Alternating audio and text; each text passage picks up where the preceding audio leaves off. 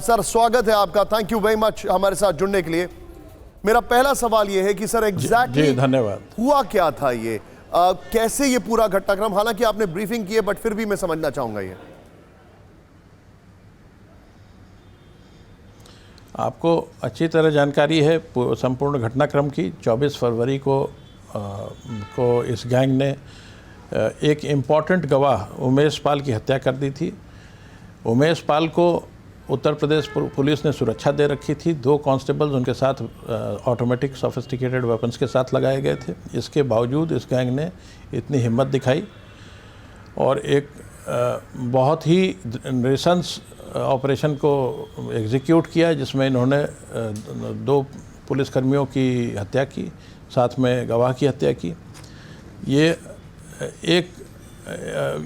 Criminal justice system की जड़ पर प्रहार था, क्योंकि अगर इस तरह से गवाह मारे जाएंगे तो कोई भी व्यक्ति कभी भी गवाही देने को तैयार नहीं होगा और ये सारे क्रिमिनल्स छूट जाएंगे।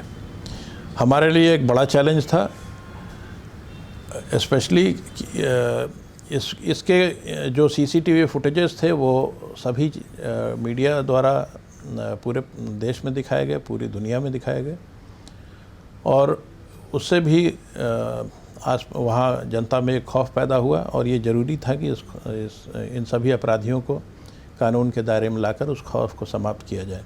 एसटीएफ अपनी पूरी ताकत से लगी हुई थी। सारी एसटीएफ की टीमें पिछले 1.5 महीने से इस गैंग को ट्रैक डाउन करने की कोशिश कर रही हैं। कई बार नियर मिसेज हुए। मेरठ में हम लोगों ने एक ग्रुप को ट्रैक डाउन किया था, लेकिन वी मिस देम, 5 मिनट से मिस हो गए।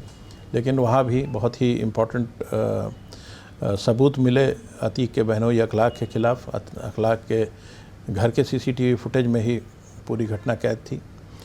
इसके अलावा दिल्ली में भी इन दोनों अपराधियों को जो असद और गुलाम के रहने की सूचना मिली थी, लेकिन हमारे वहाँ पहुँचने के पहले ये दोनों वहाँ से फरार हो चुके थे। फिर अन्य स्टेट्स में भी जानकारी प्राप्त हुई। हम लोग लगातार, हमारी पूरी एसटीएफ की सभी टीमें बहुत ही कोऑर्डिनेटेड एफर्ट्स के साथ इन्हें लगातार ट्रैक डाउन करने की कोशिश कर रही थी और फाइनली आज लगभग 12 बजे से 1 बजे के बीच में झांसी में गुलाम और असद को ट्रैक डाउन किया गया।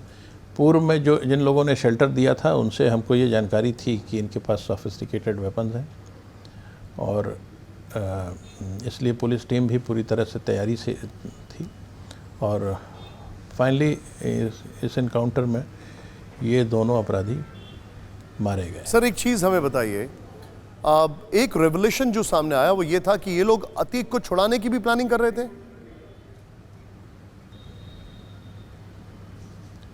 ये कोई ना कोई इंसिडेंट क्रिएट करने की कोशिश कर रहे थे, ऐसी जानकारी हम लोगों को थी।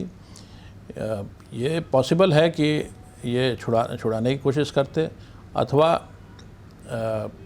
फायरिंग करके पुलिसकर्मियों को पर प्रहार करते अथवा ऐसे ग्राउंड्स क्रिएट करते जिससे कि पुलिस को अतीक का और उसके भाई का पुलिस के रिमांड ना मिल सके, जिससे इनके खिलाफ जो इम्पोर्टेंट एविडेंसेस हैं वो ना जुटाए जा सकें। क्यों ट्राई कर रहे थे ये तो जानकारी नहीं है, लेकिन कुछ इनका प्रयास ज़रूर था। क्या ऐसा कुछ इन्फॉर्मेशन भी थी सर कि ये लोग झांसी से प्रयागराज भी जा सकते थे?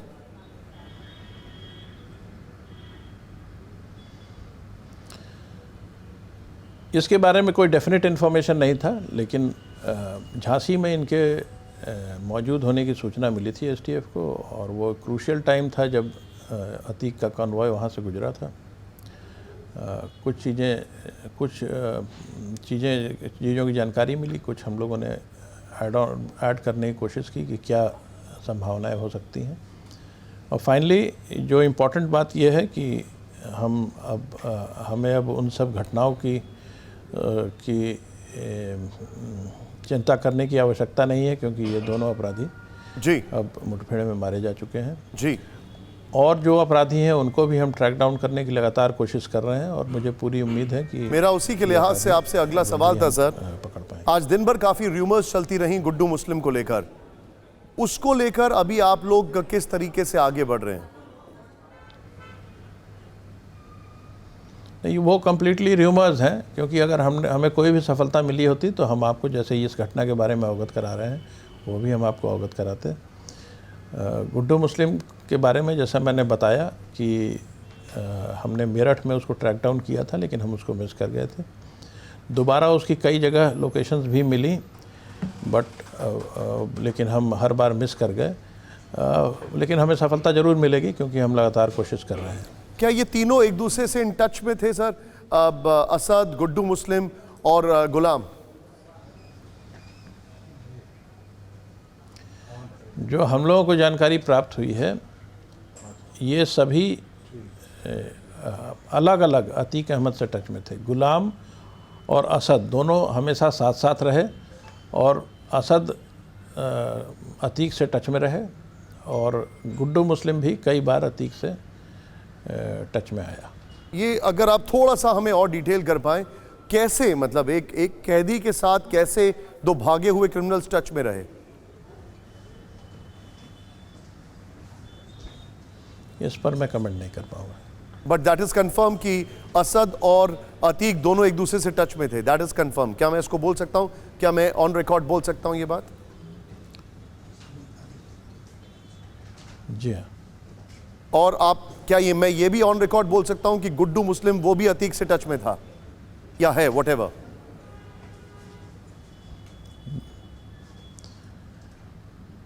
बीच में कुछ ऐसी सूचनाएं मिली थी कि अतीक से टच में आए थे। अब एक चीज मैं आपसे और समझना चाहूंगा, इसमें बहुत सारी चीज़ों के बारे में हम ये आपको नहीं बता सकते। आई टोटली अंडरस्टैंड सर, मैं समझ सकता हूं। को हम पर I totally understand, I totally understand, और मैं उस लाइन को क्रॉस भी बिल्कुल नहीं करना चाहूंगा। I totally understand. एक सवाल जो मेरे मन में बार बार आ रहा है सर, वो ये है कि जाहिर तौर पर एनकाउंटर तब हुआ जब उन्होंने रेजिस्टेंस दी, लेकिन क्या उनके पास भी इनपुट था कि आप लोग उन तक पहुंच रहे हैं?